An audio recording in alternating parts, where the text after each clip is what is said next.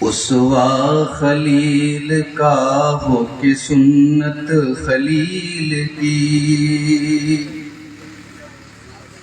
اسوا خلیل کا ہو کہ سنت خلیل کی، کرتی ہے قدر دل سے یہ امت خلیل کی۔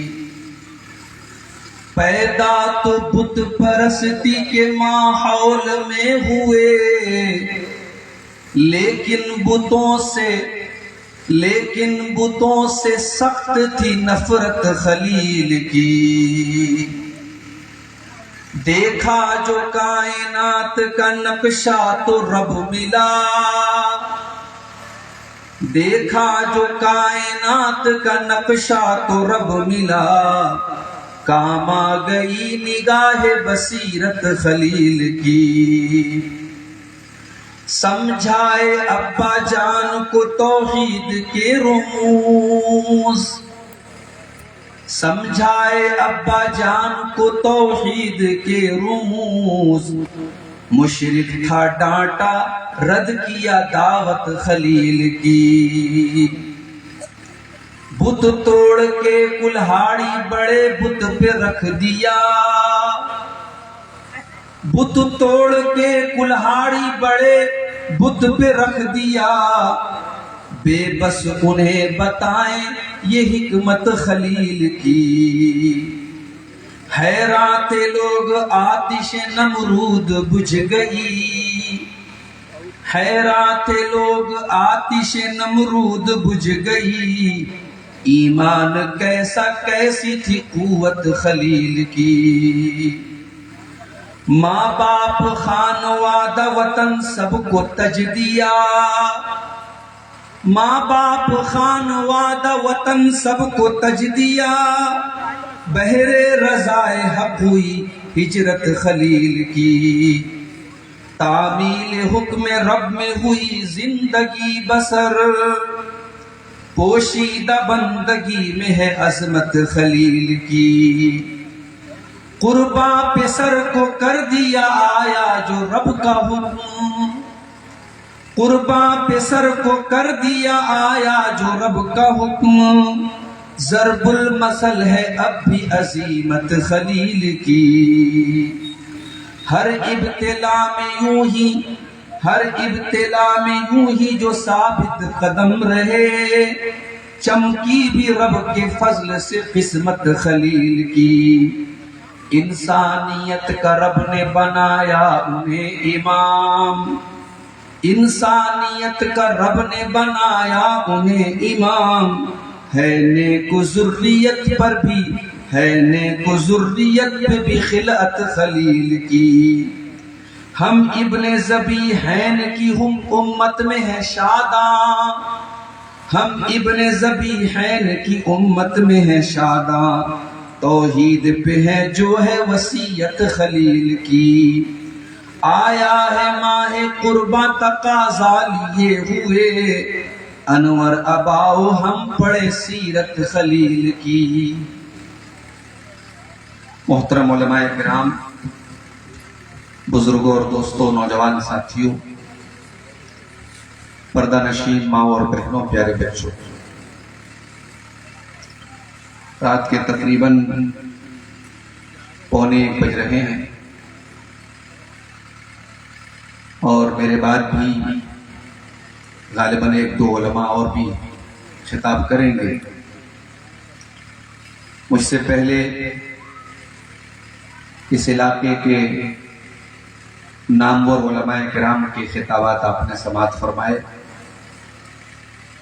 جنہوں نے اپنے اپنے موضوعات پر، اپنے اپنے عنوانات پر مدلل اور قیمتی باتیں آپ کے سامنے رکھی۔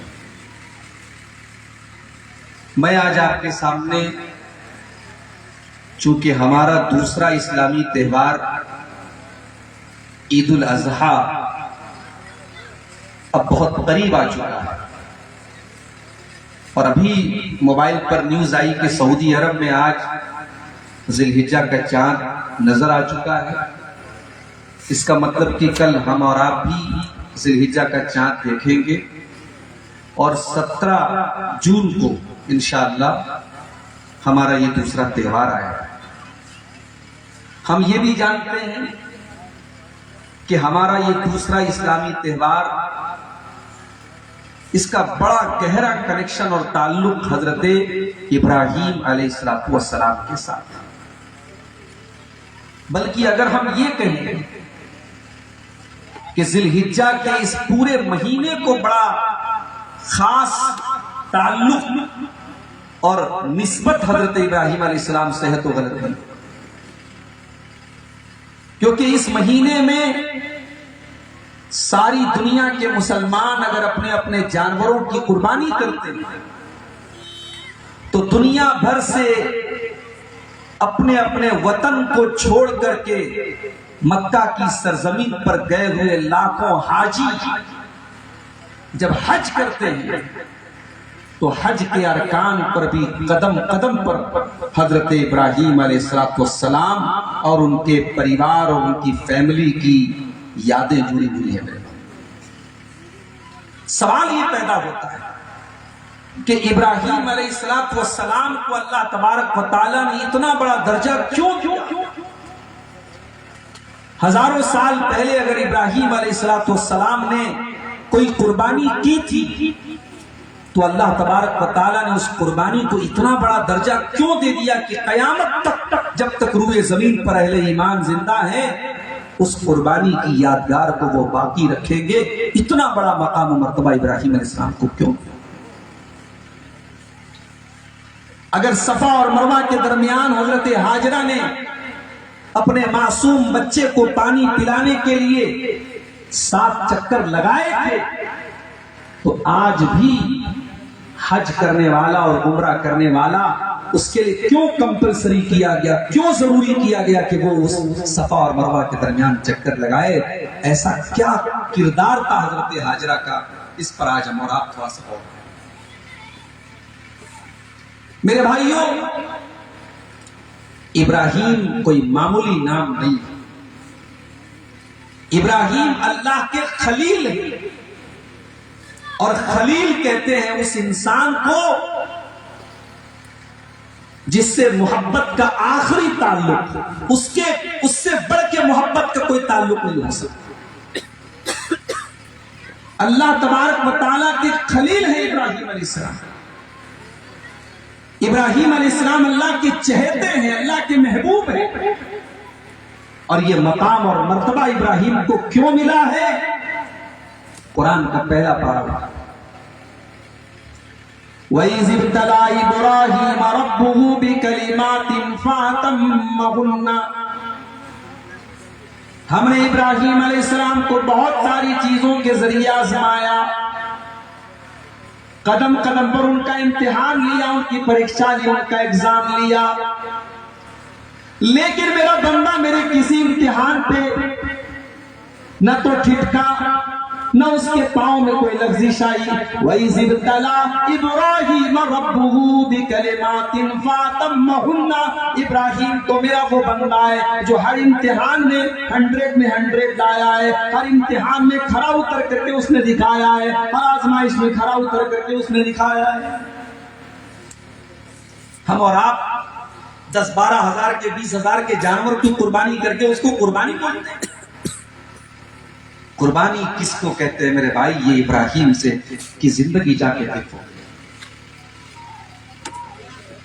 ابراہیم علیہ السلام ایسے ماحول میں آنکھیں کھولتے ہیں، ساری کی ساری قوم مشرک ہے، بت پرست ہے، ان کا اپنا باپ بھی مشرک ہے، سارا خاندان مشرک، ساری قوم مشرک، سارا گاؤں مشرک ہے ان کا۔ ایسے ماحول میں ابراہیم علیہ السلام نے آنکھ کھولی،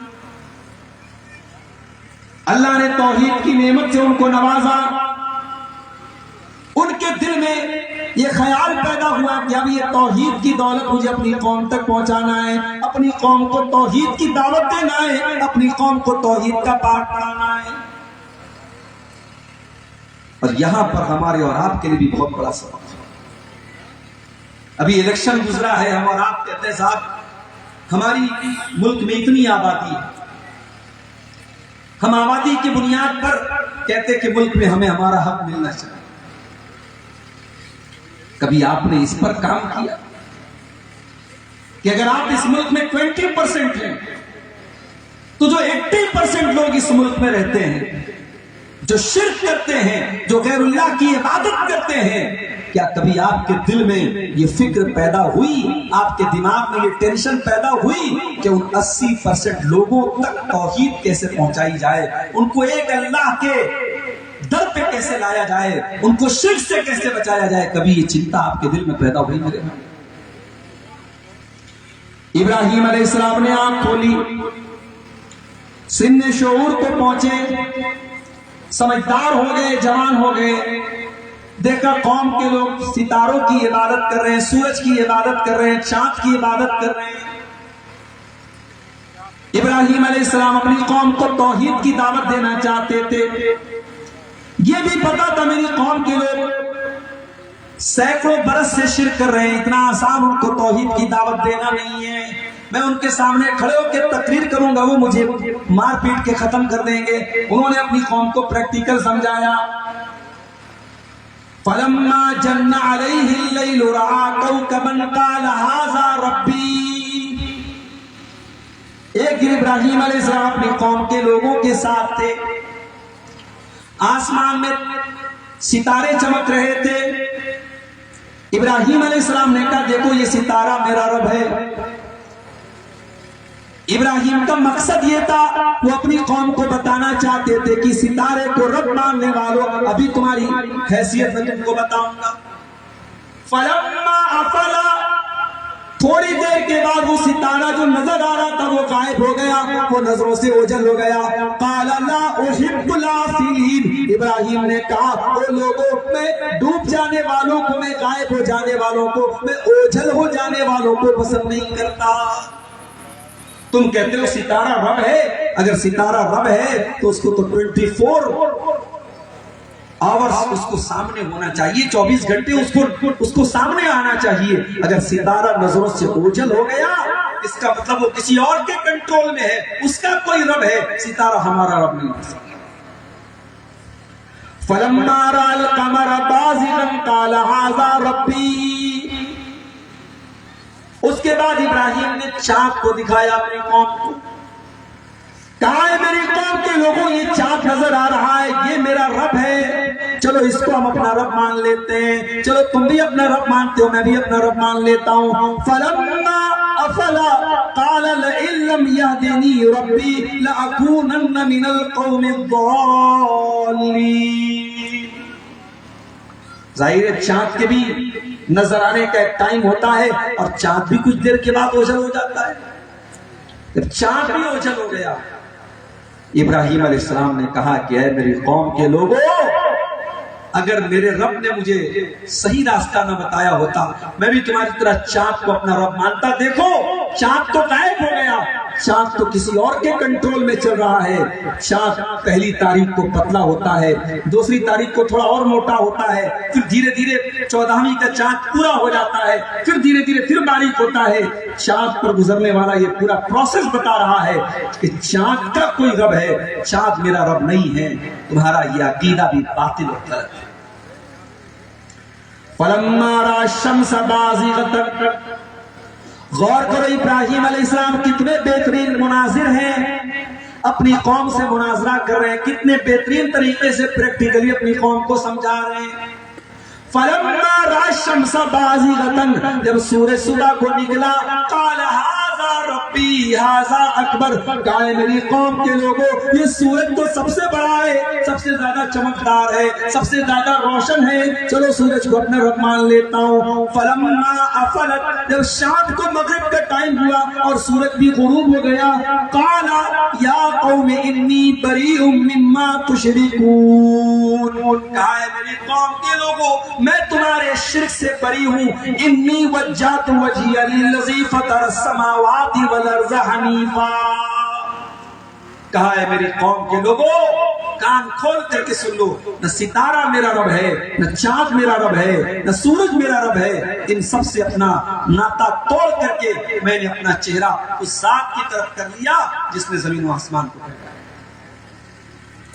یہ ابراہیم علیہ السلام اپنی قوم کو پریکٹیکلی توحید کی دعوت دی۔ اس دور کا بادشاہ تھا نمرود. نمرود اپنے آپ کو رب کہتا تھا. ابراہیم علیہ السلام نے بادشاہ سے بھی مناظرہ کیا. آسان کام نہیں ہے وقت کے ظالم کے سامنے کھڑے ہو کے حق بات بولنا. یہ گٹس اور یہ ہمت بھی ابراہیم علیہ السلام کی. أَلَمْ تَرَ إِلَى الَّذِي حَاجَّ إِبْرَاهِيمَ فِي رَبِّهِ أَنْ آتَاهُ اللَّهُ الْمُلْكَ. ذرا دیکھو ابراہیم کے ساتھ ایک آدمی بحث کر رہا ہے, اللہ کے بارے میں بحث کر رہا ہے. أَنْ آتَاهُ اللَّهُ الْمُلْكَ. وجہ کیا ہے کہ وہ بہت بڑا بادشاہ تھا, اپنی بادشاہت پر اتنا اہنکار تھا, اتنا غرور تھا کہ وہ ابراہیم سے اللہ کے بارے میں بحث کرنے لگا, رب کے بارے میں بحث کرنے لگا. دنیا میں ہر نمرود کا ایک نہ ایک دن اہنکار ٹوٹتا ہے, اور ہم دیکھ رہے ہیں اہنکاریوں کا اہنکار ٹوٹتا ہے. ہر فرعون کا انجام برا ہونا ہے, ہر نمرود کا انجام برا ہونا ہے. دنیا کی تاریخ گواہ ہے. اہنکار کی زیادہ عمر نہیں ہے, تکبر اور غرور کی زیادہ عمر نہیں ہے. ہر متکبر, ہر مغرور کے غرور کو مٹی میں خاک ہو جانا ہے. نمرود بحث کر رہا ہے ابراہیم علیہ السلام سے اللہ کے بارے میں. قال ابراہیم علیہ السلام نے کہا ربی الذی یحیی و یمیت. میرا رب وہ ہے جو زندگی دیتا ہے, جو موت دیتا ہے. اس میں کون سی بڑی بات ہے, میں بھی زندگی دیتا ہوں, میں بھی موت دیتا ہوں.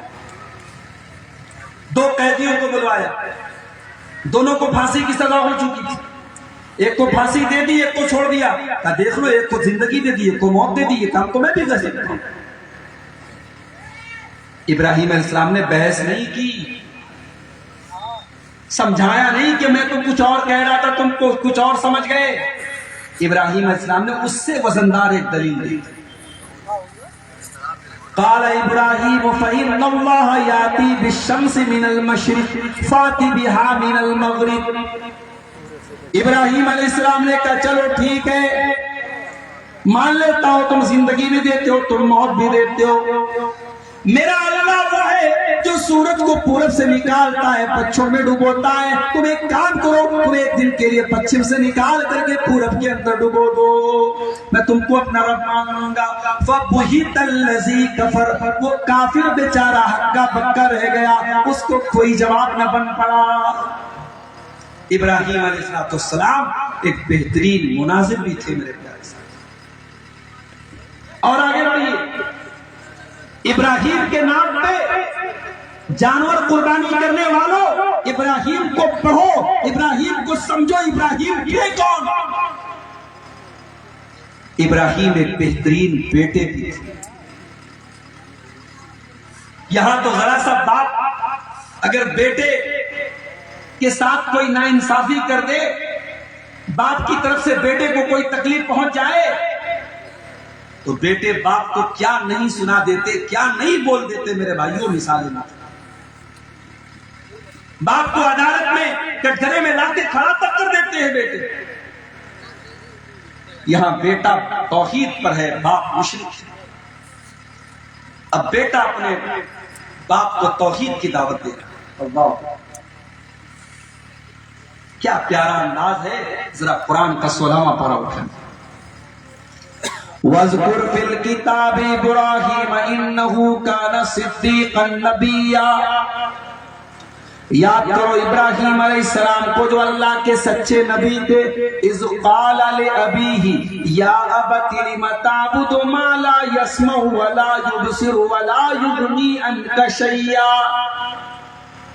ابراہیم اپنے باپ کو توحید کی دعوت دے رہے ہیں, کہہ رہے ابا جان آپ کیوں ایسی چیزوں کی عبادت کرتے ہیں جو نہ سن سکتی ہیں, نہ دیکھ سکتی ہیں, نہ فائدہ پہنچا سکتی ہیں, نہ نقصان پہنچا سکتی ہیں. یا ابت انی قد جاءنی من العلم ما لم یاتک فاتبعنی اہدک صراطا سویا. اے ابا جان میرے پاس اللہ کی طرف سے وہ روشنی آ گئی ہے, وہ علم آ گیا ہے جو آپ کے پاس نہیں آیا ہے. اے ابا جان آپ میری پیروی کیجئے, میں آپ کو سیدھی راہ پر لے کے چلوں گا. ایسا بھی بول سکتے تھے کہ اے ابا جان آپ جاہل ہیں, میں عالم ہوں, ایسا نہیں بولتے. باپ سے جب انسان بات کرے، ماں سے جب بات کرے تو صرف ادب نہیں کہا قرآن میں، اللہ نے کہا قولاً کریما۔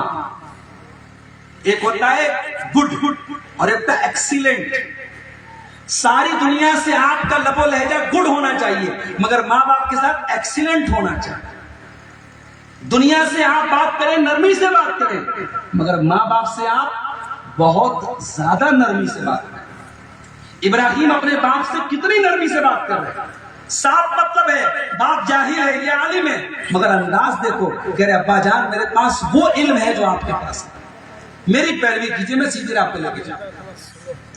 یا ابت لا تعبد الشیطان، اے ابا جان آپ شیطان کی عبادت مت کیجیے، انہو کان للرحمن عصیا، شیطان اللہ تبارک و تعالیٰ کا بہت بڑا نافرمان ہے۔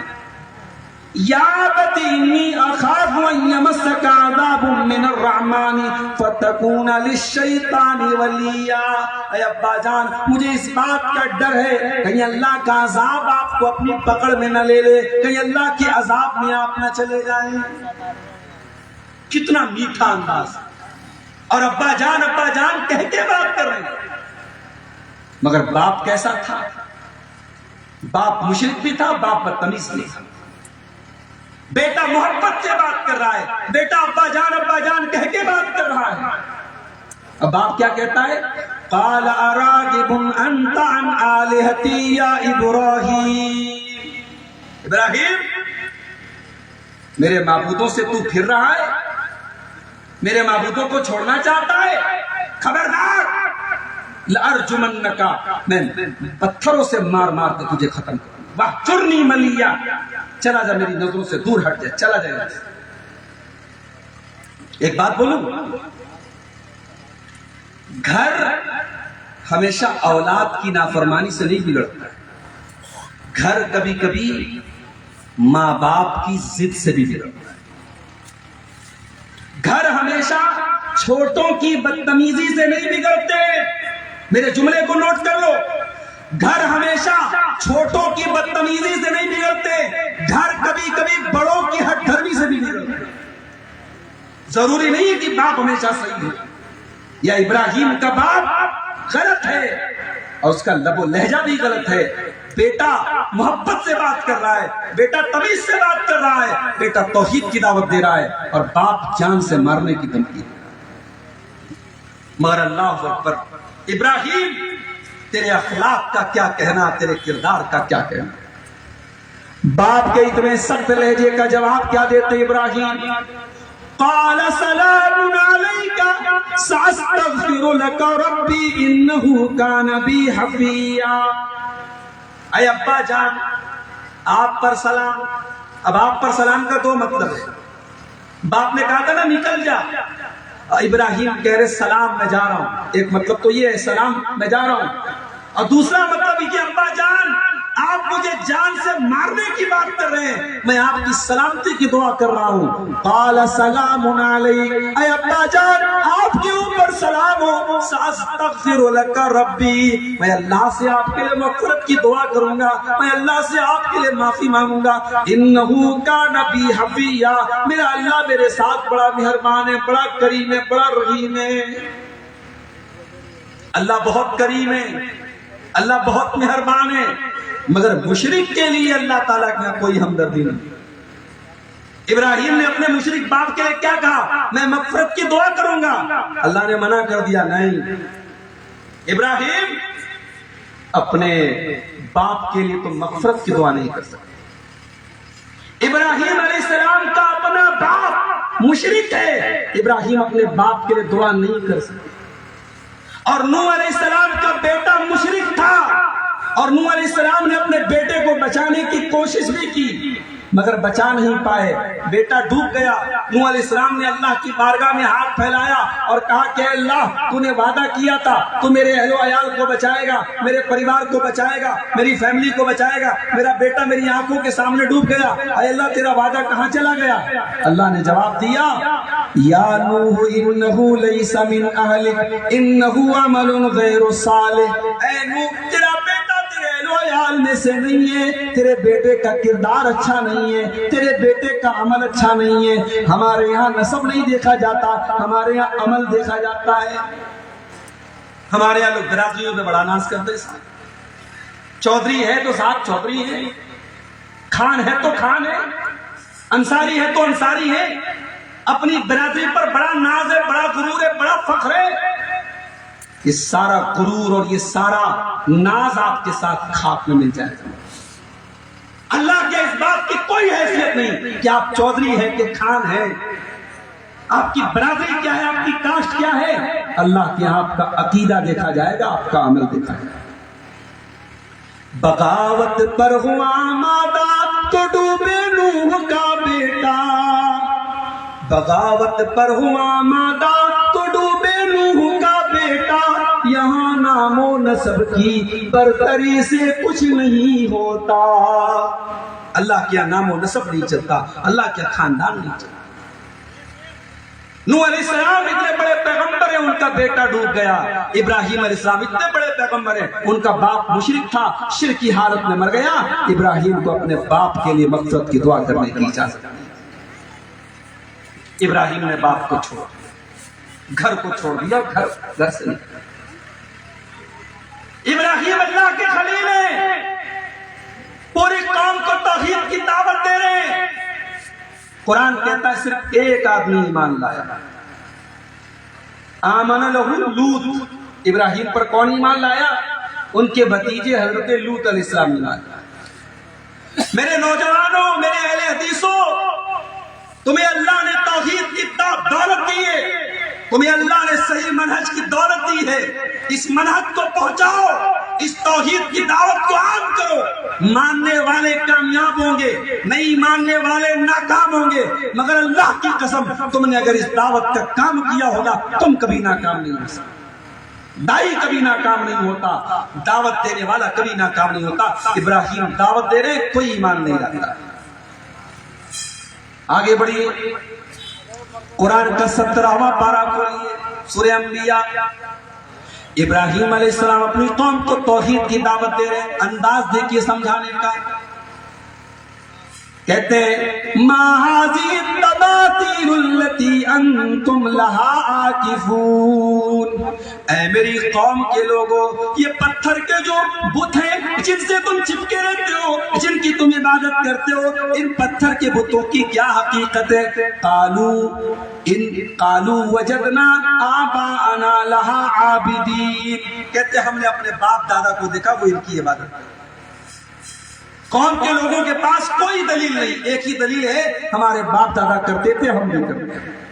قال لقد كنتم انتم وآباؤكم في ضلال مبين، ابراہیم علیہ السلام نے کہا اے میری قوم کے لوگوں، تم بھی گمراہ ہو، تمہارے باپ دادا بھی گمراہ تھے۔ قوم کے لوگوں نے کہا یہ کیسی بات کر؟ قالوا اجئتنا بالحق ام انت من اللاعبین، اے ابراہیم صاف صاف بتاؤ کہنا کیا چاہتے ہو، مذاق کر رہے ہو یا کوئی سیریس بات کر رہے ہو؟ قال بل ربكم رب السماوات والارض الذي فطرهن وانا على ذلك من الشاهدين، کہا ہے میری قوم کے لوگوں، تمہارا پروردگار وہ اللہ ہے جس نے آسمانوں کو پیدا کیا، جس نے زمین کو پیدا کیا، اور میں اس بات کی گواہی دیتا ہوں۔ وَتَاللَّهِ لَأَكِيدَنَّ أَصْنَامَكُمْ بَعْدَ أَن تُوَلُّوا مُدْبِرِينَ، اور اے میری قوم کے لوگوں، میں تمہارے ان پتھر کے بتوں کی بڑی بری خبر لوں گا، ان کا بہت برا حال کروں گا، تم دیکھ لینا۔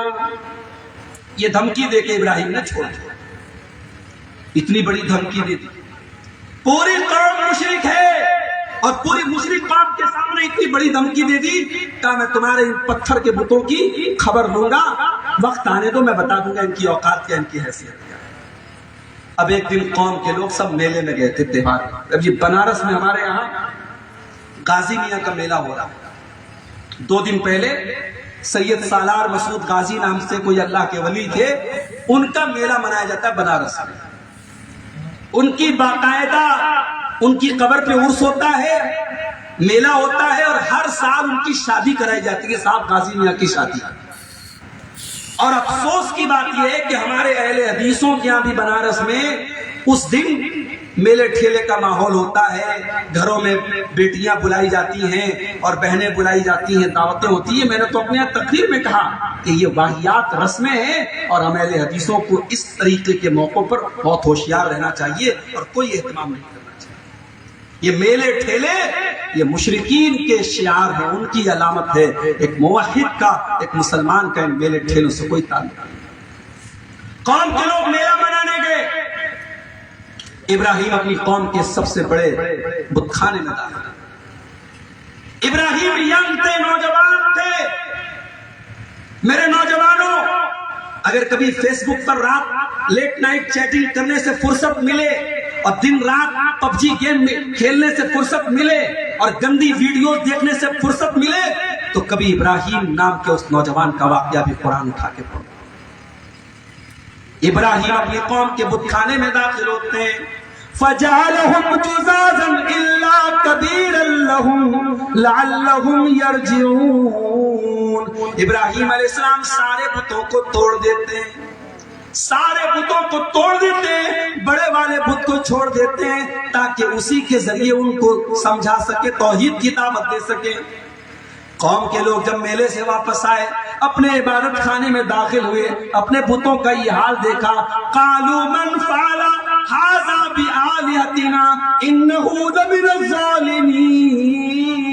کہا کہ کس بدبخت نے یہ کام کیا ہے، ہمارے معبودوں کی یہ درگت کس نے بنائی، یہ بہت بڑا ظالم ہے جس نے بھی یہ کام کیا ہے۔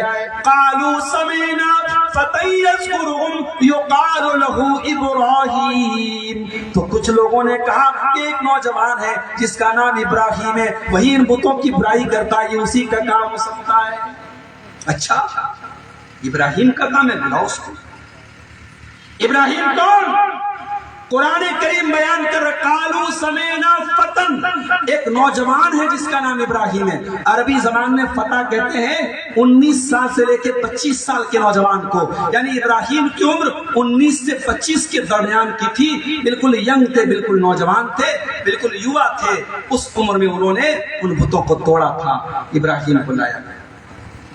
قالوا انت فعلت هذا بآلهتنا یا ابراہیم۔ کہا کہ اے ابراہیم، کیا تم نے ہمارے معبودوں کے ساتھ یہ کام کیا ہے؟ ابراہیم چاہتے تو صاف صاف بول دیتے ہاں میں نے کیا ہے، مگر اس سے مسئلہ حل نہ ہوتا۔ ان کو تو توحید سمجھانا تھا، ان کو تو شرک کو باطل کرنا تھا۔ قال بل فعلہ کبیرہم ھذا فاسألوہم ان کانوا ینطقون۔ کہا کہ بھائی صاحب دیکھ نہیں رہے ہو، سب ٹوٹ گئے، بڑے والے بچے ہوئے، تو ان کے بڑے نے توڑا ہے، ان سے جا کے پوچھو۔ علماء کہتے ہیں کہ یہاں ابراہیم علیہ السلام نے جھوٹ نہیں بولا۔ ابراہیم علیہ السلام نے جو یہاں لفظ استعمال کیا ہے اس کو کہتے ہیں توریہ، یعنی گول مول بات بولنا۔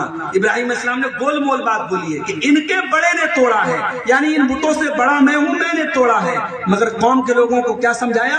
بھئی دیکھو یہ بڑا والا بچہ ہے، اسی نے توڑا ہوگا۔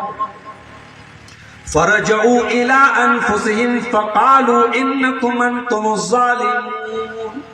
اب قوم کے لوگوں کو تھوڑی دیر کے لیے ہوش آیا کہ یار یہ بات تو صحیح بول رہا ہے، ہم لوگ کتنے بڑے پاگل ہیں کہ یہ سب ٹوٹ گئے اور ہم ان کو اپنا رب بنا کے بیٹھے۔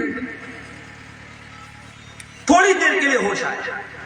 ثم نکسوا علی رؤوسہم، لیکن فوراً پلٹ گئے، فوراً پلٹ گئے۔ لقد علمت ما هؤلاء ينطقون، اے ابراہیم تم جانتے ہو یہ بول نہیں سکتے۔ یہی تو ان کے منہ سے نکلوانا تھا۔ قال افتعبدون من دون اللہ ما لا ينفعكم شيئا ولا يضركم اف لكم ولما تعبدون من دون اللہ افلا تعقلون۔ کہا ہے میری قوم کے لوگوں، تم پر افسوس ہے، تمہاری مت ماری گئی ہے، تم ایسی چیزوں کی عبادت کرتے ہو جو نہ نفع دے سکتی ہیں نہ نقصان دے سکتی ہیں، تم پر لعنت ہو، تم پر افسوس، تم ایسی چیزوں کی عبادت کرتے ہو۔ کہا جو بول نہیں سکتے، جو بات نہیں کر سکتے، تمہاری بگڑی بنا رہے، تمہیں اولاد دے رہے، تمہیں بیماری سے شفا دے رہے، کیسا عقیدہ ہے تمہارا، کیسا ایمان ہے تمہارا، افسوس ہے تمہارے عقیدہ۔ اب ابراہیم کا کام ہو چکا تھا، ان کو جو دلیل دینا تھا دلیل دے چکے تھے، لیکن ہر دور میں اہل باطل کا طریقہ رہا ہے جب دلیل کا جواب دلیل سے نہ بنے تو پاور استعمال کرو. قالوا حرقوه وانصروا آلهتكم ان كنتم فاعلین. قوم کے لوگوں نے کہا اس نے ہمارے معبودوں کی اتنی بڑی گستاخی کی ہے، اس کو آگ میں جلا دو. ابراہیم علیہ السلام کے لیے آگ تیار کی گئی.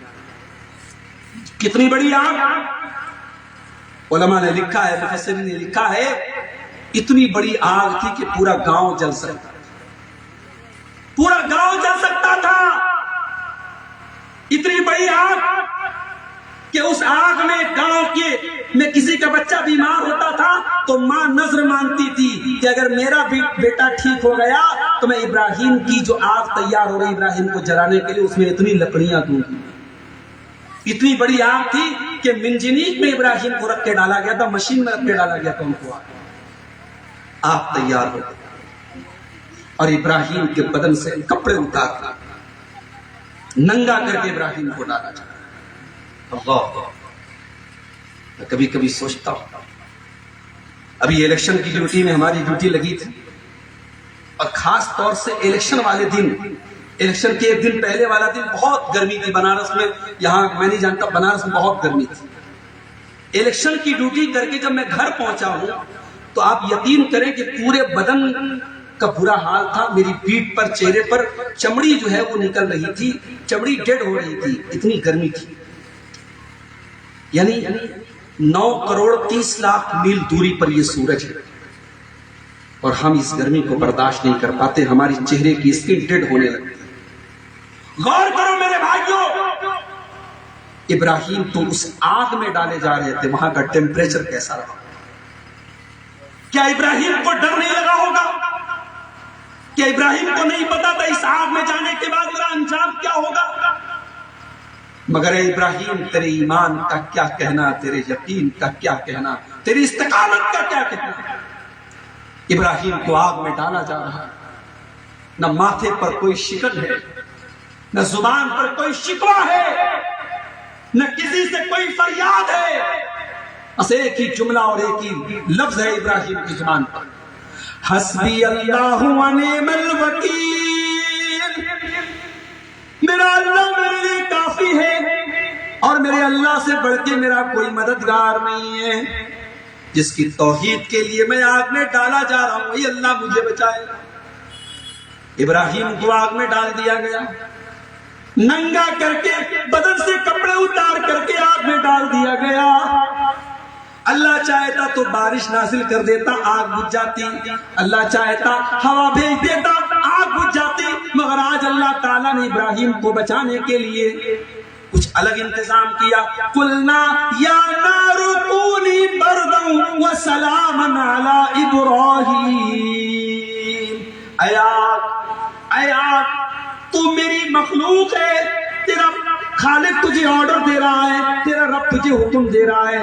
اے آگ خبردار، میرے خلیل کے بدن کے رونگٹے کو بھی تجھے نہیں جلانا ہے، اس کے بدن کے ایک بال کو بھی تجھے نہیں جلانا ہے. یا نار کونی بردا وسلاما علی ابراہیم. اے آگ تو ٹھنڈی ہو جا اور سلامتی والی ہو جا میرے ابراہیم کے لیے. علماء کہتے ہیں کہ اللہ اگر صرف ٹھنڈی کہہ دیتا، اتنی ٹھنڈی ہو جاتی کہ شاید وہ ٹیمپریچر ابراہیم علیہ السلام برداشت نہ کر پاتے. اللہ نے کہا ٹھنڈی ہو جا اور سلام کیا. ابراہیم بالکل سیف اس آگ میں سے بچ کے چلے آئے. اور قیامت کے دن میدان محشر میں سارے لوگ ننگے ہوں گے. اللہ کے نبی فرماتے ہیں اول من یکسا ابراہیم، سب سے پہلے کپڑا ابراہیم علیہ السلام کو پہنایا جائے گا. حضرت امام حافظ ابن حجر کہتے ہیں کہ جانتے ہو ابراہیم کو سب سے پہلے یہ کپڑا کیوں پہنایا جائے گا؟ کیونکہ اللہ کی توحید کے لیے ان کے بدن سے کپڑا اتارا گیا تھا. ابراہیم کو ننگا کیا گیا تھا اللہ کی توحید کے لیے. اس لیے قیامت کے دن سب سے پہلے اگر کسی کو کپڑا پہنایا جائے گا تو ابراہیم علیہ السلام کو پہنایا جائے گا. یہ ابراہیم. اور آگے بڑھیے، ابراہیم کی زندگی قدم قدم پر امتحانات سے بری ہے میرے بھائی. ابراہیم اپنی قوم سے مایوس ہو گئے، ہجرت کر کے اپنے وطن سے جانے لگے. اپنی بیوی سارا کو لے کے بڑھے، مصر سے ان کا گزر ہوا۔ مصر کا بادشاہ بڑا ظالم تھا، اگر اس کی سلطنت سے کوئی میاں بیوی گزرتے تھے، بیوی کی آبرو لوٹ لیتا تھا، شوہر کو قتل کروا دیتا تھا۔ ابراہیم علیہ السلام کی بیوی سارا بہت خوبصورت تھی، بہت خوبصورت تھی۔ ابراہیم علیہ السلام اور ان کی بیوی سارا اس ظالم بادشاہ کی سلطنت سے گزرے، دونوں کو اریسٹ کر لیا گیا، ابراہیم کو الگ رکھا گیا، سارا کو الگ رکھا گیا۔ لیکن جب دونوں الگ ہونے لگے، ابراہیم کو پتہ چل گیا تھا۔ ابراہیم علیہ السلام نے حضرت سارا سے کہا کہ اے سارا، جب تجھ سے پوچھا جائے کہ تو میری کون ہے تو کہہ دینا کہ تو میری بہن ہے، یہ مت بولنا کہ تو میری بیوی ہے، یہ بول دینا تو میری بہن ہے، اور یہ جھوٹ بھی نہیں ہوگا۔ اس وقت روئے زمین پر اللہ کی توحید کا کلمہ پڑھنے والا ایک میں ہوں، ایک تو ہے، اگرچہ تو میری بیوی ہے مگر ایمان کے رشتے کے اعتبار سے تو میری بہن ہے، تو تو اپنے آپ کو میری بہن شو کر۔ پتہ یہ چلا کہ جان بچانے کے لیے جائز ہیلا اپنایا جا سکتا ہے، یہ کوئی بہادری کی بات نہیں ہے کہ جان بچ سکتی ہو پھر بھی ہم جان کو گنوا دے۔ جہاں جان بچ سکتی ہو جائز طریقہ اپنا کر کے وہاں جان بچانی چاہیے۔ اب سارا کی کرامت دیکھو میری ماں اور بہن۔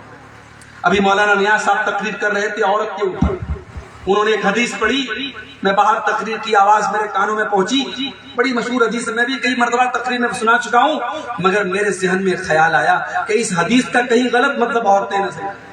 اللہ کے نبی نے فرمایا فاتقوا الدنیا واتقوا النساء، اے میری امت کے لوگوں دنیا سے بچو اور عورت سے بچو۔ ہو سکتا ہے اس حدیث کو سن کر کے عورتوں کو برا لگے، ارے ہم سے بچنے کی بات کہی نہیں، عورت سے بچو کا مطلب عورت کے فتنے سے بچو۔ عورت سے بچنا تھوڑی ہے بھائی، ماں بھی عورت ہے، بہن بھی عورت ہے، بیٹی بھی عورت ہے، بیوی بھی عورت ہے۔ عورت کے بغیر تو دنیا چلے گی نہیں، دنیا بلیک اینڈ وائٹ ہو جائے گی، دنیا کا کلر ختم ہو جائے گا۔ وجود زن سے ہے تصویر کائنات میں رنگ۔ علامہ اقبال نے کہا کہ کائنات کی تصویر میں اگر کلر ہے تو عورت سے، تو عورت سے نہیں بچنا ہے، عورت کے فتنے سے بچنا ہے۔ سارا بھی تو عورت ہے۔ بادشاہ کے پاس سارا کو لایا گیا، سارا کے بدن کو ٹچ کرنے کی کوشش کی ظالم بادشاہ نے۔ اللہ کے نبی فرماتے ہیں پتھر کا ہو گیا، اسٹیچو بن گیا، اس کا ہاتھ آگے بڑھا ہی نہیں۔ اس نے کہا کہ تو اپنے رب سے دعا کر دے میں ٹھیک ہو جاؤں، میں دوبارہ تجھے ٹچ نہیں کروں۔ سارا نے دعا کی، بادشاہ ٹھیک ہو گیا، دوبارہ پھر غلط ارادے سے ہاتھ آگے بڑھایا، پھر اسٹیچو بن گیا۔ 3 مرتبہ ایسا ہے۔ لوگ کہتے ہیں کہ صاحب اہل حدیث لوگ کرامت نہیں مانتے، ہم لوگ کرامت کیوں نہیں مانتے؟ بھائی ایسی کرامت جو قرآن سے ثابت ہے، حدیث سے ثابت ہے، مانتے ہیں۔ اب علم غلم الٹی سیدھی روایتوں کو اور الٹی سیدھی جھوٹے سچے واقعات کو تھوڑی مانیں گے۔ یہ سارا کی کرامت نہیں تو اور کیا ہے؟ سارا اتنی اللہ کی نیک بندی ہے کہ ظالم بادشاہ کا ہاتھ ان کے بدن تک نہیں پہنچ پایا۔ 3 مرتبہ جب بادشاہ کے ساتھ وہی معاملہ ہوا، بادشاہ نے اپنے نوکروں کو بلوایا، کہا رے کون سی شیطان عورت کو لے کے چلے آئے؟ اور جب سارا جانے لگی تو بادشاہ کی ایک لوڈی تھی جس کا نام ہاجر تھا، جس کو ہم لوگ ہاجرہ بولتے، اس نے کہا جا میں تجھے یہ لوڈی گفٹ کے طور پہ دے رہا ہوں۔ سارا کو انہوں نے گفٹ کے طور پہ دے دیا، اور جب سارا واپس آئی تو ان کے شوہر نماز پڑھ رہے تھے، بیوی کی عزت اور آبرو خطرے میں ہے، شوہر کچھ نہیں کر سکتا، نماز تو پڑھ سکتا ہے۔ آج ملک کے حالات جیسے بھی ہوں، مسلمان نماز پڑھنے کے لیے تیار نہیں ہے، مسجد میں حاضر ہونے کے لیے تیار نہیں ہے، اور مسلمان یہ سمجھتا ہے کہ آسمان سے اللہ کی مدد آئے گی۔ اللہ کی مدد کیسے آئے گی؟ جب تک وَاسْتَعِينُوا بِالصَّبْرِ وَالصَّلَاةِ، جب تک تم نماز سے اپنا تعلق نہیں جوڑو گے، جب تک اللہ سے اپنا تعلق نہیں جوڑو گے، جب تک وہ ایک سجدہ جسے تو گرا سمجھتا ہے 1000 سجدوں سے دیتا ہے آدمی کو نجات، جب تک اللہ کے سامنے نہیں جھکو گے دنیا کے سامنے جھکنا پڑے گا۔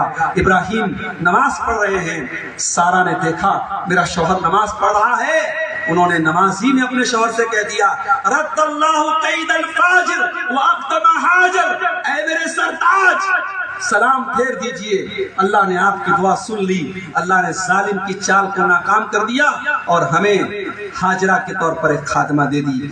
इसी हाजरा से इब्राहिम अलैहिस्सलाम ने निकाह किया। ये उनकी दूसरी बीवी थी और जिनसे हजरत इस्माइल पहलोठी की औलाद, पहली औलाद हजरत इस्माइल पैदा हुए हजरत हाजरा के बेटे से। अब जब इस्माइल पैदा हुए तो सारा के दिल में गैरत पैदा हुई। औरतों के अंदर जाहिर है सौतन के अंदर बड़ी गैरत होती है। तो सारा नहीं चाहती थी कि इब्राहिम अपने इस बच्चे के साथ रहे, उनके अंदर एक गैरत थी। अल्लाह ने उनकी इस गैरत को इब्राहिम की जिंदगी का एक और इम्तिहान बना दिया। अल्लाह ने इब्राहिम को हुक्म दिया, इब्राहिम जाओ। इब्राहिम रहते थे फलस्तीन में, शाम में। अल्लाह ने कहा इब्राहिम जाओ, यहां से सैकड़ों किलोमीटर दूर हिजाज में मक्का शहर में एक जगह है, वहां जाओ और वहां अपनी बीवी हाजरा को और अपने बच्चे इस्माइल को छोड़ के चले।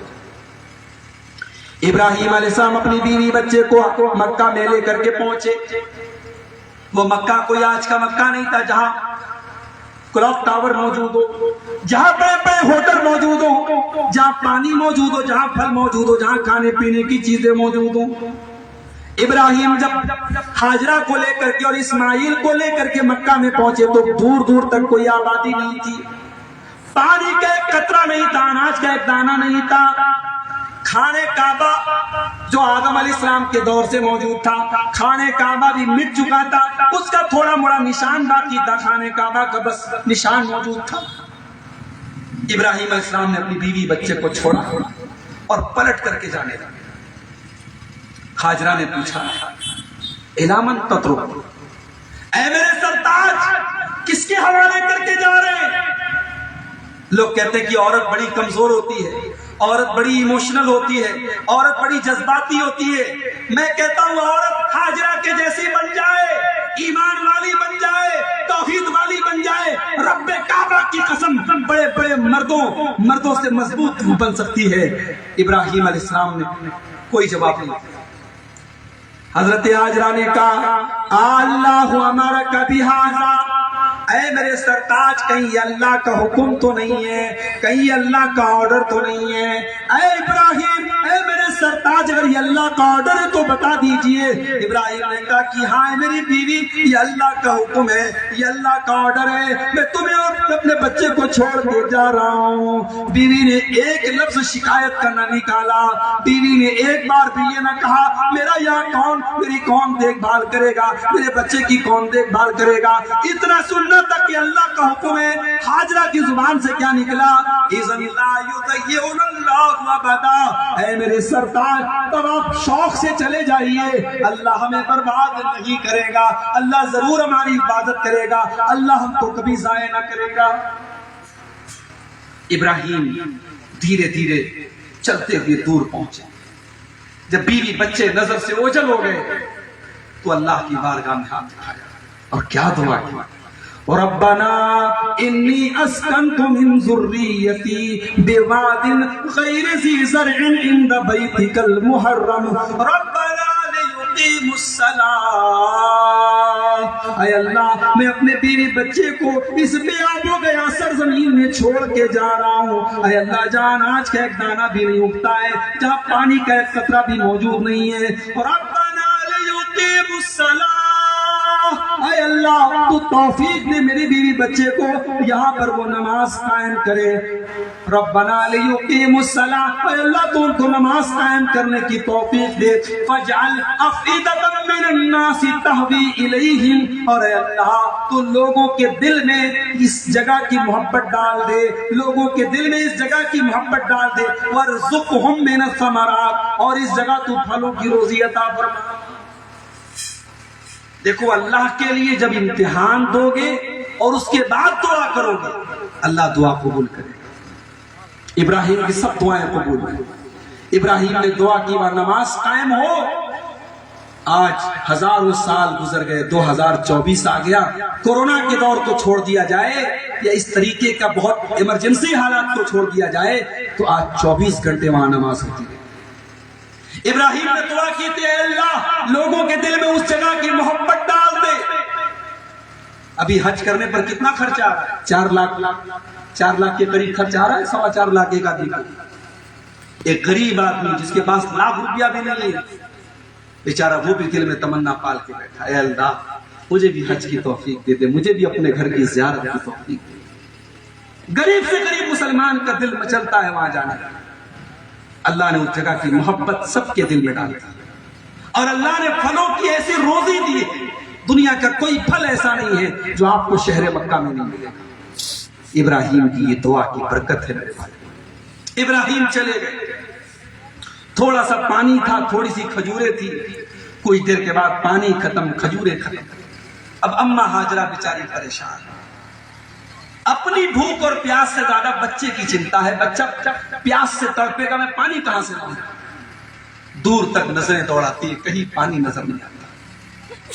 صفا کی پہاڑی پہ چڑھی، سر پہ ایسے ہاتھ رکھا، دور تک نظر دوڑائی، شاید کوئی مل جائے، کوئی ہوتا کو ملتا۔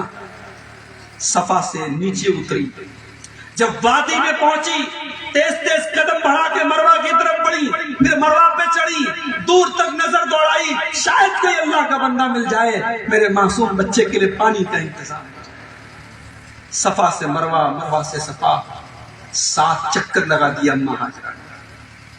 اماں ہاجرہ تیرے وہ چکر میرے رب کو اتنے پسند آئے کہ اللہ نے قرآن میں آیتیں نازل کر دی، ان الصفا والمروۃ من شعائر اللہ ومن حج البیت او اعتمر فلا جناح علیہ ان یطوف بہما، کہ صفا اور مروہ اللہ کی نشانیوں میں سے ہے، جو حج کرے گا یا عمرہ کرے گا وہ وہاں کا چکر ضرور لگائے گا، اس کا چکر لگانا پڑے گا۔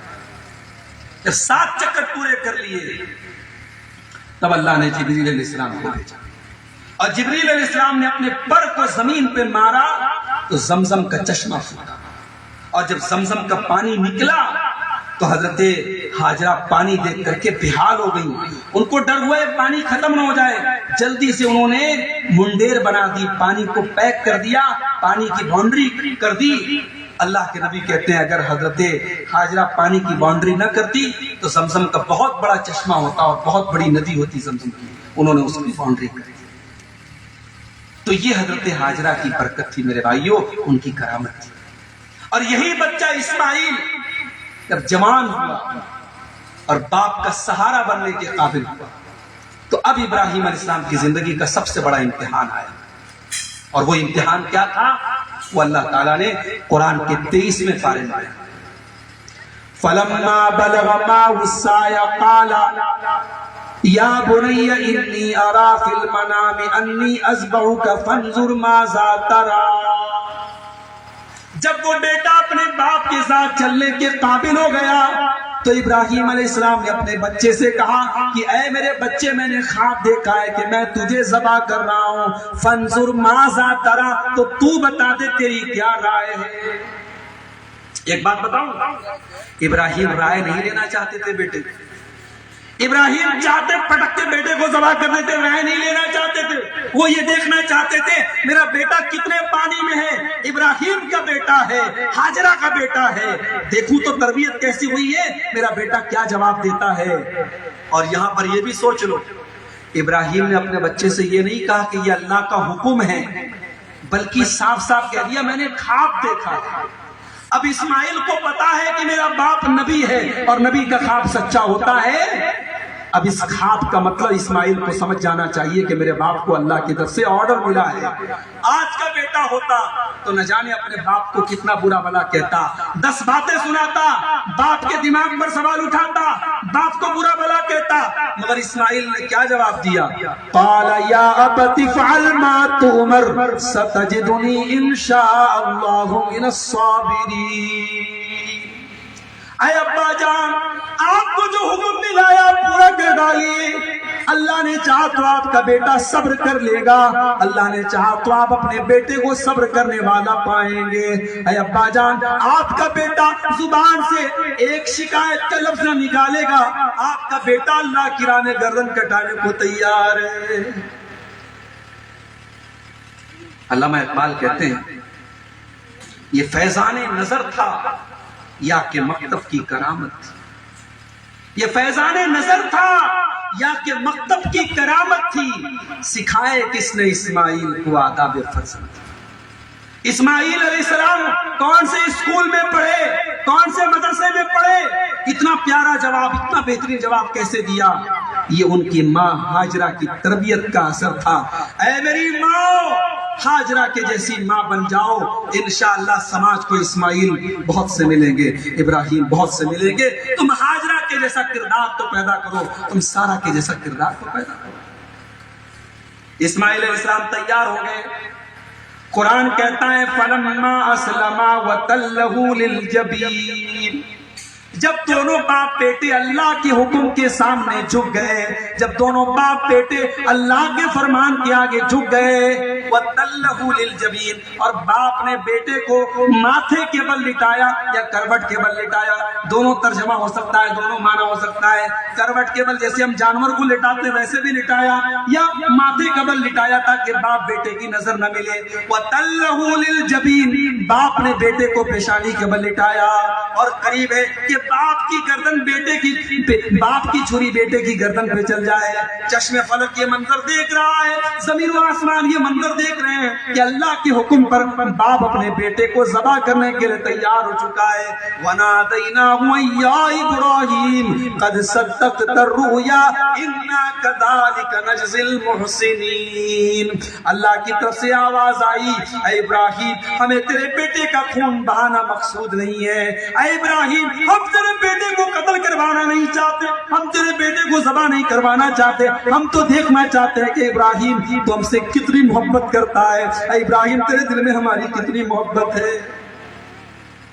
ابراہیم اپنے رب سے بہت محبت کرتے تھے، اور اسی محبت کا نام اسلام۔ کبھی اگر مال کے چکر میں اگر آپ اللہ کے کسی قانون کو توڑ دیں، بیوی کے چکر میں اللہ کا کوئی قانون توڑ دیں، اولاد کے چکر میں اللہ کو کوئی قانون توڑ دیں، تو یاد کر لینا کہ کوئی ابراہیم بھی تھا جس نے سب کو توڑ دیا مگر اللہ کی محبت کو نہیں توڑا۔ اور ایمان والے کی پہچان یہی ہوتی ہے، والذین آمنوا اشد حبا للہ، ایمان والے سب سے زیادہ اگر محبت کرتے ہیں تو اللہ سے۔ ابراہیم کی چھری چلی مگر اللہ تعالیٰ نے جنت سے دمبا بھیجا، اس دمبے کی گردن پہ چلی اور اسماعیل بچ گئے، اور اللہ کی طرف سے آواز آئی قد صدقت الرؤیا، اے ابراہیم تو نے اپنے خواب کو سچا کر دکھایا، ان ھذا لہو البلاء المبین، اے ابراہیم یہ بہت بڑا امتحان تھا جس میں تم نے کھرے اتر کر کے دکھا دیا۔ امتحان لینے والا خود کہہ رہا ہے کہ امتحان بہت بڑا تھا۔ سوچو میرے بھائیوں یہ کتنا بڑا امتحان ہوگا کہ امتحان لینے والا خود کہہ رہا ہے کہ بہت بڑا امتحان۔ تو یہ ابراہیم علیہ السلام کی زندگی تھی میرے بھائی۔ یہی سے بات ختم نہیں ہوئی، ایک آخری دو باتیں بیان کر کے بات ختم کروں گا میں۔ ابراہیم علیہ السلام کا یہ بیٹا جوان ہوا، اسماعیل جوان ہوئے، اور جوان ہونے کے بعد ان کی شادی ہوئی۔ ابراہیم رہتے ہیں فلسطین میں اور اسماعیل رہتے ہیں مکے میں۔ اسماعیل کی مکے میں اپنی ماں کے ساتھ وہ رہتے، وہی شادی ہو گئی۔ بہت زمانے کے بعد ابراہیم علیہ السلام اپنے بیٹے سے ملنے کے لیے آئے، اتفاق سے گھر پہنچے تو بیٹا نہیں تھا، بہو تھی۔ ابراہیم علیہ السلام نے پوچھا، یہ نہیں بتایا میں تمہارا سسر ہوں، پوچھا بیٹا کیا حال ہے، کیسے گزر رہی ہے؟ یہ جو بہو تھی بڑی ناشکری تھی، اس نے کہا کیا بتاؤں، بڑی مشکل سے گزر بسر ہوئی، بس جیسے تیسے زندگی کٹ رہی ہے۔ کہا بیٹا تمہارے شوہر آئے، انہیں میرا سلام پہنچا دینا، اور ان سے کہنا کہ غیر عتبۃ بابک، اپنے دروازے کی چوکھٹ پر۔ شام کو اسماعیل علیہ السلام گھر آئے، بیوی نے کہا ایک بڑے میاں آئے تھے، بزرگ ایک بوڑھے سے انسان آئے تھے، اس سے حال چال پوچھ رہے تھے، اس کے بعد انہوں نے آپ کو سلام کہا ہے اور کہا ہے کہ دروازے کی چوکھٹ پر۔ اسماعیل علیہ السلام جب گھر آئے نا، اپنے باپ کی خوشبو محسوس کر لی تھی، اور جب یہ بات بیوی نے بتائی سمجھ کے میرے باپ آئے تھے۔ کہا کہ اے میری بیوی وہ کوئی اور نہیں تھے، وہ میرے باپ تھے، اور تمہارا جواب سن کر کے میرے باپ نے یہ مجھ کو حکم دیا ہے میں تم کو طلاق دے دوں۔ اسی وقت انہوں نے بیوی کو طلاق دی۔ اب ذرا دل تھام کے سنیے گا واقعہ، ہماری مائیں بہنیں بھی بہت غور سے سنیں، کوئی غلط مطلب نہ نکالیں، اسلام کے تعلق سے کوئی غلط فہمی نہ پالیں کہ صاحب یہ تو بڑی عجیب بات ہے کہ سسر کے کہنے پر بیٹا بیوی کو طلاق دے دے۔ ابھی میں مسئلے کو کلیئر کر رہا ہوں۔ کچھ دنوں کے بعد پھر ابراہیم علیہ السلام آئے اور اتفاق سے جب گھر پہنچے تو اسماعیل نہیں تھی اور یہ دوسری بہو تھی، نئی بہو تھی۔ ابراہیم علیہ السلام نے اس بہو سے پوچھا بھائی تمہاری گزر بسر کیسے ہو رہی ہے؟ اس نے کہا بہت اچھے سے گزر بسر ہو رہی ہے، اللہ کا شکر ہے، اللہ جس حال میں رکھے اللہ کا شکر ہے۔ کہا بیٹا تمہارے شوہر آئے تو میرا سلام پہنچا دینا اور کہنا کہ دروازے کی چوکھٹ کو باقی رکھے، یہ چوکھٹ بہت اچھی ہے۔ اسماعیل علیہ السلام جب آئے بیوی نے بتایا، کہا وہ میرے والد تھے، تمہارے سسر تھے اور انہوں نے تمہاری تعریف کی ہے اور کہا ہے کہ میں تم کو اپنے نکاح میں باقی۔ یہ واقعہ بڑا مشہور ہے بخاری کے اندر یہ واقعہ۔ یہاں ایک سوال پیدا ہوتا ہے، کیا سسر کے کہنے پر، باپ کے کہنے پر بیٹا اپنی بیوی کو طلاق دے دے؟ اگر اس مسئلے کو عام کر دیا جائے، پتہ لگا کسی دن بہو نے گوشت بنایا اور گوشت تھوڑا کم گلا، سسر کو گوشت پسند نہیں آیا، کہا ارے بہت خراب گوشت بنایا بہو نے، بیٹے سے کہا جا طلاق دے دے، بیٹا طلاق دے دے۔ ساس نے کہا کہ میرے کپڑے پر پریس کر دو، بہو تھکی آ رہی تھی، اس نے پریس کرنے سے منع کر دیا، اب ساس آگے بیٹے سے بولے طلاق دے دو بیٹا طلاق دے دے۔ نہیں، یہ اتنا سمپل مسئلہ نہیں، اتنا آسان مسئلہ نہیں۔ سسر کے کہنے پر، باپ کے کہنے پر بیٹا اپنی بیوی کو طلاق دے سکتا ہے کب؟ جب باپ ابراہیم کے جیسا، جب باپ ابراہیم کے جیسا ہو۔ ہر باپ پر یہ مسئلہ لاگو نہیں ہوگا۔ ابراہیم ایک پیغمبر تھے، ایک نبی تھے، دور اندیش تھے، تجربے کار تھے، وہ سمجھ گئے یہ عورت میرے گھر کی بہو بننے کے لائق نہیں ہے، اس کا کیریکٹر اور کردار میرے گھر کے لائق نہیں ہے، اس لیے انہوں نے طلاق دینے کو۔ ہر مسئلے پہ یہ لاگو نہیں ہوگا اور باپ کے کہنے پر بیٹا فوراً بیوی کو طلاق نہیں دے دے گا جب تک طلاق کی کوئی واقعی میں کوئی وجہ نہ ہو۔ دوسری بات یہ کہ اس حدیث میں عورت کو دروازے کی چوکھٹ کہا گیا ہے۔ جب آپ گھر میں داخل ہوتے ہیں نا، سب سے پہلے دروازے کی چوکھٹ پڑتی ہے۔ چوکھٹ کے بغیر آپ گھر کے اندر انٹری نہیں کر سکتے۔ پتہ یہ چلا کہ گھر کے اندر عورت کا رول بہت بڑا ہے۔ اگر عورت گڑبڑ ہو جائے تو پورا گھر گڑبڑ ہو جائے گا، اور عورت اگر صحیح ہو جائے تو پورا گھر جنت بن سکتا ہے۔ اس لیے ابراہیم علیہ السلام نے عورت کو، بہو کو دروازے کی چوکھٹ قرار دیا تھا۔ اس کے بعد اور آگے بڑھیے، اب ابراہیم علیہ السلام پھر تیسری مرتبہ جب پہنچے تو اسماعیل علیہ السلام سے ملاقات ہوئی، اور برسوں کے بعد باپ نے بیٹے کو، بیٹے نے باپ کو دیکھا تھا، باپ بیٹے گلے ملے اور ایک دوسرے کو خوب پیار کیا۔ اور اس کے بعد ابراہیم علیہ السلام نے کہا بیٹا مجھے اللہ نے حکم دیا ہے، اس جگہ پہ خانہ کعبہ تھا جس کو دھیرے دھیرے وقت اور حالات نے اس کی عمارت کو گرا دیا ہے، بیٹا میں چاہتا ہوں کہ میں اور تم مل کر کے اس خانہ کعبہ کو بنائیں۔ باپ بیٹے مل کر کے خانہ کعبہ کو بنائیں گے۔ بیٹے نے کہا بہت اچھی بات ہے ابا جان، میں تیار ہوں۔ باپ مستری بن گیا، بیٹا لیبر بن گیا۔ بیٹا پتھر لا لا کے باپ کو دے رہا ہے اور باپ خانہ کعبہ کی عمارت کو کھڑا کر رہا ہے۔ اللہ اکبر، یہ منظر بھی کیا منظر رہا ہوگا جب دو پیغمبر اللہ کے گھر کو بنا رہے ہیں۔ آج ہمیں مسجد میں کوئی ہلکا سا کام کرنا پڑ جائے، مسجد میں جھاڑو دینا پڑ جائے، مسجد میں صفائی کرنا پڑ جائے تو ہمیں لگتا ہے یہ بڑا چھوٹا کام ہے۔ ارے اللہ اپنے گھر کا کام اگر آپ سے لے رہا ہے، یہ نصیب کی بات ہے میرے بھائی، یہ قسمت کی بات ہے۔ جب آپ کے گاؤں میں مسجد بن رہی ہو، آپ کے علاقے میں مسجد بن رہی ہو، میری بات بڑے غور سے سننا، چندہ تو سب دے دیتے ہیں، پیسہ تو سب دے دیتے ہیں، کبھی آپ کے گاؤں میں کوئی مسجد بنے تو کوشش کرنا دو چار اینٹیں تم بھی اٹھا دینا، دو چار مٹی گارے میں تم بھی تعاون کر دینا۔ جب تک وہ مسجد موجود رہے گی، تمہارے پسینے کی ایک بوند بھی اگر اس میں شامل ہو گئی، اس کا اجر و ثواب تم کو ملتا رہے گا۔ ابراہیم اور اسماعیل خانہ کعبہ کو بنا رہے ہیں۔ ہم لوگ مسجد میں 10,000 چندہ دے دیتے ہیں تو سینہ تان کے کھڑے ہو جاتے ہیں، صاحب ہم نے بہت بڑا کارنامہ انجام دے دیا۔ یہاں دو پیغمبر، دو نبی اللہ کے خانہ کعبہ بنا رہے ہیں، اتنا بڑا کام کر رہے ہیں، مگر زبان پر کوئی بڑائی نہیں ہے، کوئی تکبر نہیں ہے، کوئی ناز نہیں ہے۔ وَإِذْ يَرْفَعُ إِبْرَاهِيمُ الْقَوَاعِدَ مِنَ الْبَيْتِ وَإِسْمَاعِيلُ رَبَّنَا تَقَبَّلْ مِنَّا إِنَّكَ أَنْتَ السَّمِيعُ الْعَلِيمُ۔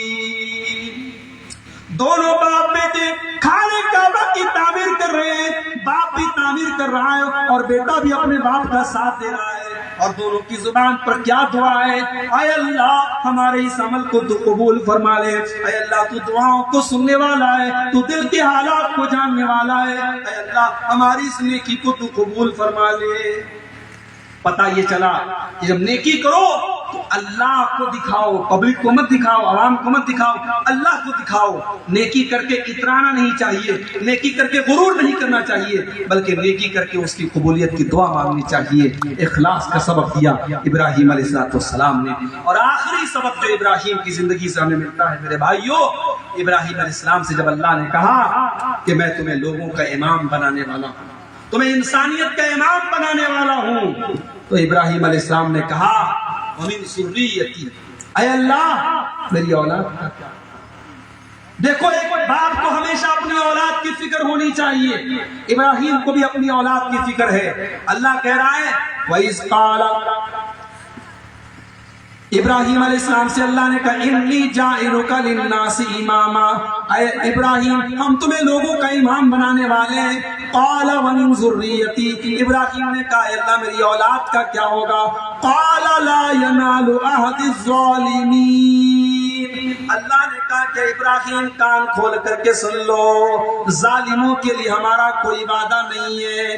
تمہاری اولاد نیک ہوگی، جیسے ہم تم کو امام بناتے تمہاری اولاد کو بھی امام بنائیں گے، لیکن اگر تمہاری اولاد ظالم ہوگی، تمہاری اولاد اللہ کی نافرمان ہوگی، تو اے ابراہیم کان کھول کر کے سن لو، لا ینال عہد الظالمین، ہمارا وعدہ ظالموں کے لیے نہیں ہے، ظالموں کے لیے ہمارا وعدہ نہیں ہے۔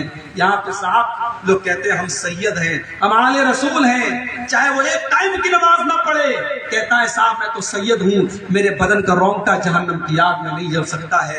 میرے پیارے ساتھیوں، اللہ کے یہاں یہ نہیں دیکھا جائے گا کہ آپ سید ہیں یا آپ کس کی اولاد ہیں، اللہ تعالیٰ کے آپ کا عمل دیکھا جائے گا۔ ابراہیم علیہ السلام نے اپنی اولاد کے لیے دعا مانگی تو اللہ نے کہا نہیں، آپ کی اولاد اگر ظالم ہوگی تو ہمارا وعدہ آپ کی اولاد کے لیے نہیں ہے۔ ابراہیم علیہ السلام نے اللہ سے ایک دعا اور کی تھی، کیا دعا کی تھی؟ وَلَا تُخْزِنِي يَوْمَ يُبْعَثُونَ، اے اللہ مجھے قیامت کے دن تو رسوا مت کرنا، یوم لا ينفع مال ولا بنون، جس دن نہ مال کام آئے گا نہ اولاد کام آئے گی۔ قیامت کے دن نہ مال کام آئے گا نہ اولاد کام آئے گی، الا من اتى اللہ بقلب سلیم، قیامت کے دن تو وہی کامیاب ہوگا جو صاف ستھرا دل لے کر کے آئے گا۔ قربانی کرنے والوں، جب 17 تاریخ کو اور 10 ذی الحجہ کو جب اپنے جانوروں کے گردن پہ چھری چلانا تو ذرا دل کو ٹٹولنا کہ دل صاف ہے کہ نہیں ہے۔ 50,000 کا بکرا لے آؤ، اگر دل صاف نہیں ہے تو معاف کرنا آپ کی قربانی اللہ کے قبول ہونا مشکل ہے، اس لیے کہ اللہ قرآن میں صاف صاف کہتا ہے لن ينال اللہ لحومها ولا دماؤها ولكن يناله التقوى منكم، کہ تمہاری قربانی کا خون اللہ تعالیٰ کے نہیں پہنچتا ہے، تمہاری قربانی کا گوشت اللہ تعالیٰ کا نہیں پہنچتا ہے، بلکہ تمہارے دل کا تقوی پہنچتا ہے۔ میرے بھائیوں، آپ قربانی کا تہوار آ رہا ہے اور کل انشاءاللہ چاند نظر آئے گا۔ جو لوگ بھی قربانی کرنے کا ارادہ کیے ہوئے ہیں، جن کا ارادہ ہے کہ ہم قربانی کریں گے، ان کے لیے لازم ہے، ضروری ہے کہ وہ چاند دیکھنے کے بعد سے لے کر کے قربانی کرنے تک اپنے بال اور ناخن نہ کاٹیں، اور جو قربانی کرنے کی طاقت نہیں رکھتے ان کے لیے بھی مستحب اور بہتر ہے کہ وہ اپنے بال اور ناخن چاند دیکھنے سے لے کر کے عید الاضحیٰ کی نماز ہونے تک، جب تک لوگ قربانی نہیں کر لیتے تب تک وہ بھی اپنے بال اور ناخن کو نہ کاٹیں۔ جس کو قربانی کرنا ہے اس کے لیے ضروری ہے، اور جس کو قربانی نہیں کرنا ہے اس کے لیے مستحب ہے۔ اب ایک مسئلہ یہ ہے کہ گھر کا گارجین، اس کے لیے تو ضروری ہے، کیا گھر کے سارے لوگوں کے لیے ضروری ہے کہ بال اور ناخن نہ کاٹیں؟ تو گھر کے سارے لوگوں کے لیے مسئلہ نہیں، جو گھر کا گارجین ہے اس کے لیے ضروری ہے۔ گھر کی عورتیں ہیں، بچے ہیں، اگر وہ بال ناخن کاٹنا چاہے تو کاٹ سکتے ہیں، اگر وہ بھی پرہیز کریں اور چاند دیکھنے کے پہلے اپنا بال ناخن کاٹ لیں تو زیادہ بہتر ہے، چاند دیکھنے کے بعد نہ کاٹیں۔ قربانی کے تعلق سے جو موٹے موٹے مسائل ہیں وہ آپ اپنے علاقے کے علماء سے پوچھ لیں۔ قربانی کی دعائیں، بہت ساری دعائیں حدیثوں میں آتی ہیں، وہ دعائیں اگر آپ کو آسانی سے یاد ہے تو پڑھ لیں، نہیں یاد ہے بسم اللہ اللہ اکبر پڑھ کے آپ قربانی کر لیں، کافی ہے۔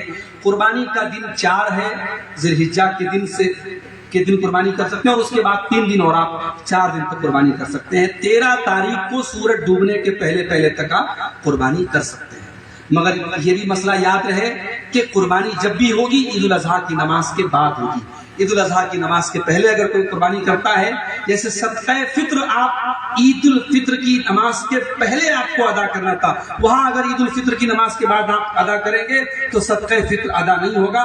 اسی طریقے سے قربانی اگر آپ عید الاضحیٰ کی نماز کے پہلے کریں گے آپ کی قربانی نہیں ہوگی، عید الاضحیٰ کی نماز کے بعد ہونی چاہیے۔ قربانی کن جانوروں کی کرنی چاہیے؟ 4 جانور اور 8 جوڑے ہیں جن کا ذکر قرآن میں ہے، گائے بیل، اونٹ اونٹنی، بکرا بکری اور بھیڑا بھیڑی، بھیڑا میں دمبا بھی شامل ہے۔ اب اس میں ایک مسئلہ یہ آتا ہے کہ بڑے جانوروں میں حصہ لیا جاتا ہے تو گائے اور بیل وغیرہ میں 7 حصے کا ذکر ہے حدیثوں میں، اور اونٹ میں 10 حصے کا بھی ذکر ہے۔ آج ایک صاحب نے ایک مسئلہ پوچھا کہ اگر بڑے جانور میں 7 حصہ کے بجائے 3 ہی لوگ مل کے ایک بڑا جانور کرنا چاہیں تو یہ مسئلہ یاد رکھیے کہ 7 حصہ میکسیمم ہے، منیمم کی کوئی حد نہیں ہے۔ اگر ایک بڑا جانور 3 لوگ 4 لوگ بھی اگر مل کر کے کرنا چاہتے ہیں، ایک آدمی 2 حصہ لینا چاہتا ہے، 3 حصہ لینا چاہتا ہے، لے سکتا ہے، کوئی حرج کی بات نہیں۔ میکسیمم 7 حصہ لے سکتا ہے، منیمم کی کوئی قید نہیں ہے۔ تو یہ قربانی کے موٹے موٹے مسائل ہیں۔ قربانی کی جو روح ہے میرے بھائیوں وہ تقوی اور اخلاص ہے، اس کو باقی رکھیں، نمائش کا ذریعہ نہ بنائیں۔ ہمارے یہاں بکرا منڈی میں دیکھتے ہیں بکرے کے سینے پر 786 لکھا ہے تو 1 لاکھ کا بکرا بک جاتا ہے۔ اگر اس کے سینے پر محمد لکھا، اللہ لکھا ہے، ابھی اللہ محمد لکھنا آج کے زمانے میں کون سا مشکل کام ہے؟ ساری ٹیکنیک سب کو پتا ہے کہ جانور پر اللہ محمد یہ 786 کیسے لکھا جاتا ہے۔ اس بکرے کو لوگ 2 لاکھ 3 لاکھ کا خریدتے ہیں اور نام کرتے ہیں، اخباروں میں نام آتا ہے۔ نام کے لیے قربانی مت کیجیے میرے بھائیوں، اخلاص کے لیے قربانی ہو، اللہ کے لیے قربانی ہونی چاہیے۔ اللہ سے دعا ہے رب العالمین ہمیں سیرت ابراہیمی کے ان پہلوؤں سے سبق حاصل کرنے کی توفیق عطا فرمائے۔ اللہ ہماری نیتوں میں اخلاص پیدا فرمائے۔ اللہ ہم سب کو اخلاص کے ساتھ اور صدق دل کے ساتھ قربانی کرنے کی توفیق عطا فرمائے۔ اللہ امن و سکون کے ساتھ ہمیں اپنا یہ دوسرا تہوار منانے کی توفیق عطا فرمائے۔ میری آپ سب سے گزارش یہ بھی ہے کہ ابھی پروگرام باقی ہے، ہمارے بعد 1-2 خطیب اور ہیں، ان کے خطبات کو، ان کی تقریروں کو آپ سماعت کر کے تب تک